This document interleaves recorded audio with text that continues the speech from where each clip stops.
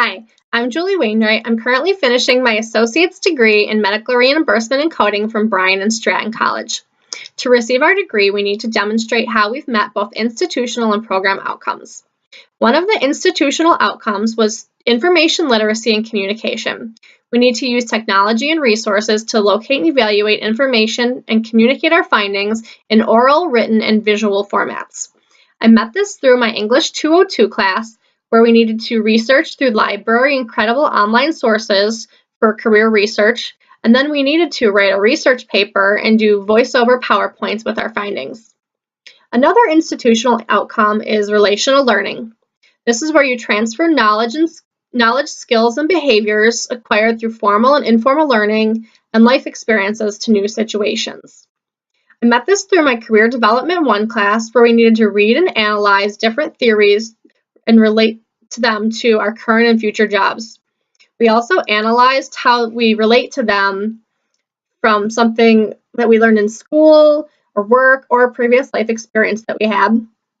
Another institutional outcome is thinking abilities. This is where we need to employ strategies for reflection on learning and practice in order to adjust our learning processes for continual improvement.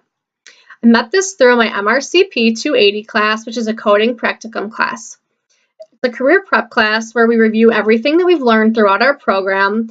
It helps us to see the mistakes that we've made so we can learn how to correct them. All of our classes throughout schooling have had us write weekly reflections on what we've learned and how we can relate it to our future careers. Another institutional outcome is quantitative and scientific reasoning. We need to follow established methods of inquiry and mathematical reasoning to form conclusions and make decisions. I met this through my Math 201 class, where we did a student loan project. We needed to form a hypothesis and determine if we'd be able to repay our student loans after researching our loans and job salaries, plus making a budget. The last institutional outcome was community and career. We need to participate in social learning and professional communities for personal and career growth. I met this through Career Development 3, doing a global awareness interview. I interviewed a friend of mine of a different background to see if they were affected by any stereotypes and how life may be different from them. In our jobs, we're going to need to work with people of different races and ethnicities, so we need to be respectful and respond to them accordingly.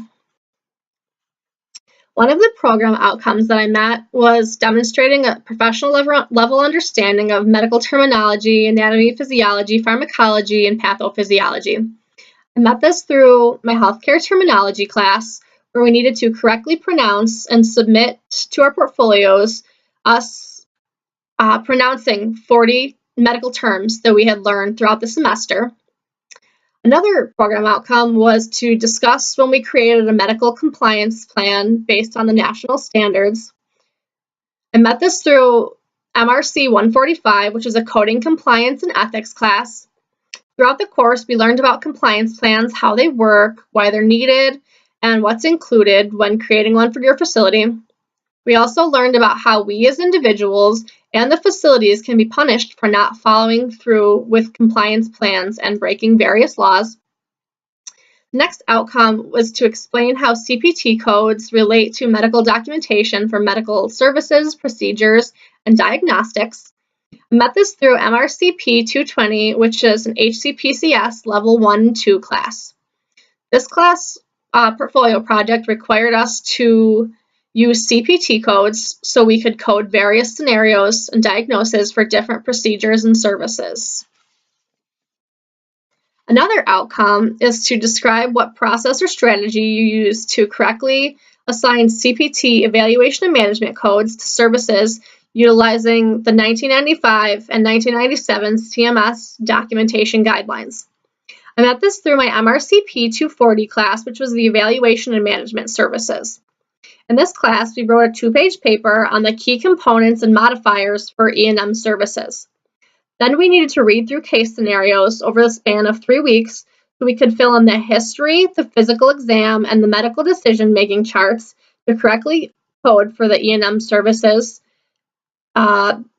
using what we learned from the 1995 and 1997 guidelines to help guide us. The next outcome is to describe in detail process or strategy you used to correctly assign HCPCS codes to durable medical equipment, drugs, supplies, and Medicare screening services according to the CMS guidelines. I met this through my MRCP 220 class, which was the HCPCS level 1 and 2. Part of the portfolio project had us correctly coding CPT and HCPCS codes for durable medical equipment, drugs, and services.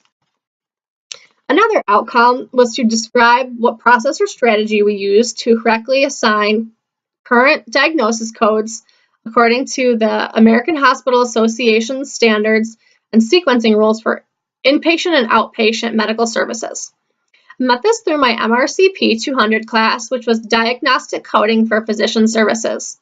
In this class, we did a two-part project where the first part included coding 14 case scenarios and then determining if there was any additional information that may or may not be needed to help correctly code for these scenarios.